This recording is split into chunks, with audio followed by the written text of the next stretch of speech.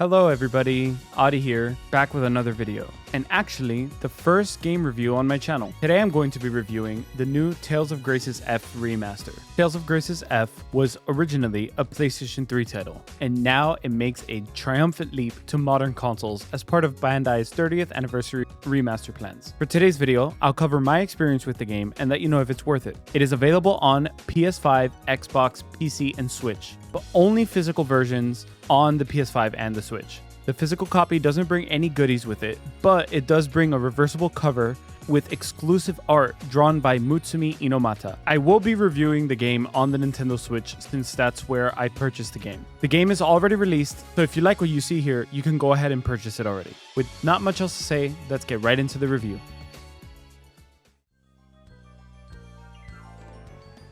So I wanted to start the review covering the story. The narrative centers around Asbel, a young noble determined to protect his friends and find his purpose in life. What begins as a tale of childhood innocence and loss evolves into a sprawling journey across kingdoms and worlds, touching on themes of friendship, responsibility, and forgiveness.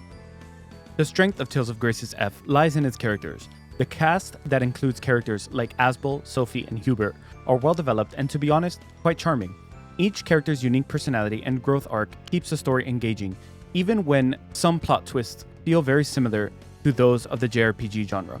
One thing I liked a lot was the skit system, which is common within the series. It provides plenty of lighthearted and humorous moments that allow players to see more personal sides of the characters. The skits are presented as lively conversations between party members and are as charming and entertaining as ever, helping build deeper connections with the cast itself. One part of the narrative where I think this game might turn some people away is in the writing itself. While the story flows well, some of its writing feels a bit childish at times. That's not to take anything away from the game, but I can see where some might think the game has aged due to this. Another negative I would give the story is in the prologue. The prologue is just too long, not enough gameplay, and too many cutscenes. I don't think this is a big issue for everyone, and it definitely isn't for me, but I can see where someone isn't a fan might be drawn out of the story portions and just want to get to playing the game, and they won't be able to due to all these cutscenes. So the next thing I wanted to get into was the combat. The Tales series has long been celebrated for its action-oriented combat, and Tales of Graces F is no different. It boasts one of the best systems in the franchise. The motion battle system is fast-paced, fluid, and strategic. Players can control any character in the party, chaining together attacks and special abilities known as arts in real time. Or maybe as RTs, I'm not sure. A key update in Graces F is the style shift system, which allows characters to alternate between two fighting styles during combat. This adds a layer of depth and versatility, encouraging players to experiment with different combinations to exploit enemy weaknesses.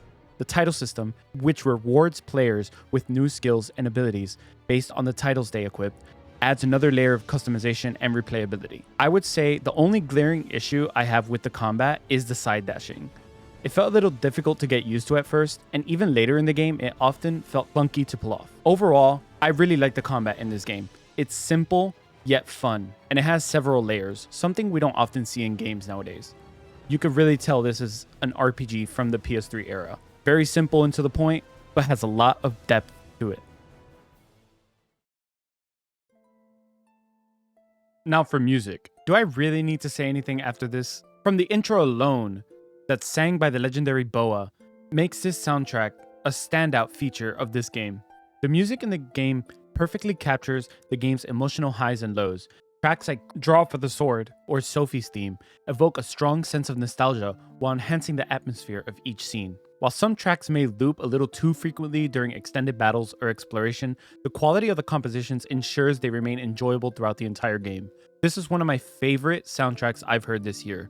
Since I've been playing this game, I kinda have it on loop on Apple Music whenever I'm just chillin'. 10 out of 10 in the music alone.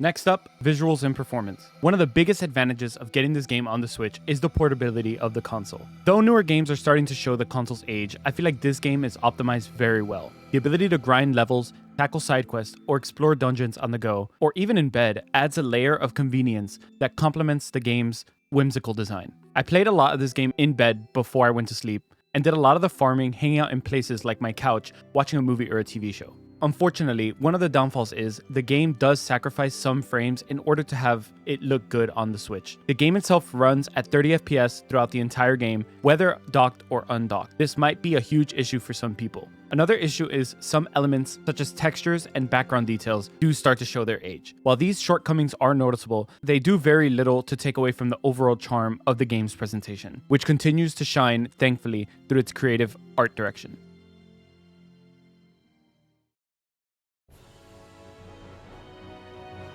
With its vibrant visuals, fluid combat, heartfelt story, and amazing music, this enhanced version offers both nostalgia for longtime fans and a compelling and fun experience for newcomers. For myself, overall, I would give this port an 8.5 out of 10. Tales of Grace's F has been, no pun intended, graced with a bunch of new features to make it stand out from the original. Whether you're revisiting the game or discovering it for the first time, Tales of Grace F remains an unforgettable journey worth taking. This port made me really excited for what's to come from Bandai. And that is it for my review. If you like this, please make sure to show the love by sharing a like and a sub. While I love making content to share with the world, it does take a lot of time, so any support is always appreciated. This is my first ever game review, so please leave some feedback in the comments below. But like I always say, do not be mean. Hope you have a good one, and see you next video. Bye-bye now.